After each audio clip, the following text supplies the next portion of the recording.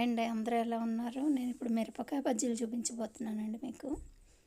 మిరపకాయ ఇట్లా మధ్యలో కట్ చేసుకుని, మీకు అందరికీ తెలిసే ఉండొచ్చు, అయినా నా స్టైల్లో నేను చూపిస్తున్నాను. ఇదిగోండి పిండి, శనగపిండి తీసుకున్నాను 2 కప్పులు, కొద్దిగా చిటికెడు పసుపు,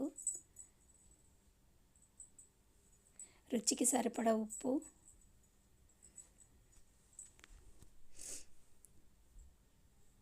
కారం, రుచికి సరిపడా కారం మీరు ఎంత తింటారో దాన్ని బట్టి వేసుకోవచ్చు.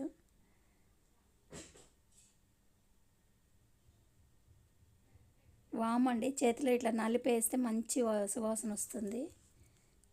సోడా అండి, వంట సోడా చిటికెడు, బాగా పొంగుతాయి అన్నమాట.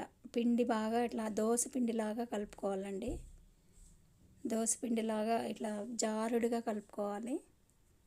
కలుపుకొని పక్కన పెట్టేసుకోవాలండి. ఒక అరగంట పక్కన పెట్టేసుకుని స్టవ్ వెలిగించి ప్యాన్ పెట్టుకుని ఆయిల్ పోసుకోవాలండి. డీప్ ఫ్రైకి సరిపడా.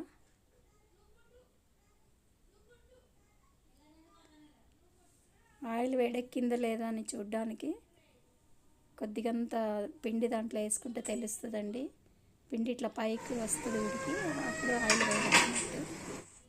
చూడండి, మిర్చి పిండిలో ముంచుకుని ఇట్లా ఒక సైడ్ ఇట్లా దానికి అనుకుని వేసేసుకోవడమేనండి. ఎంత బాగా పొంగుతున్నాయి చూసారా?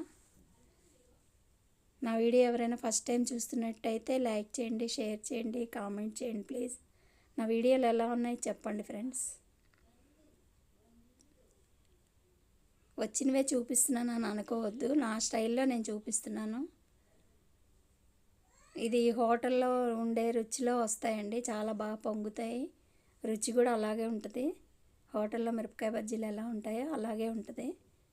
చూడండి ఫ్రెండ్స్, ఎంత బాగున్నాయో. ఎలా ఉన్నాయో కామెంట్ చేయండి. మీరు కూడా చేసుకొని చూడండి ఇలాగా. అన్నీ అలాగే వేసుకోవాలండి. అన్నీ అలాగే వేసుకుని ఆయిల్ అంతా వాడిపోయిన తర్వాత ఒక ప్లేట్లో వేసుకుని సర్వ్ చేసుకోవడమేనండి. మిరపకాయలన్నీ అలాగే వేసేసుకోవాలి.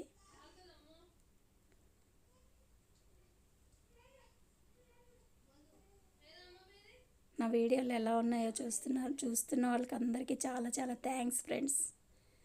చూసి లైక్ చేయండి, షేర్ చేయండి, కామెంట్ చేయండి ఫ్రెండ్స్. పక్కనే ఉన్న బెల్ ఐకాన్ని కూడా ప్రెస్ చేయండి. నేను ఏ వీడియో పెట్టినా మీకు నోటిఫికేషన్ వస్తుంది. మిగిలిన పిండితో పిల్లల కోసం అండి చిన్న చిన్న వేసాను.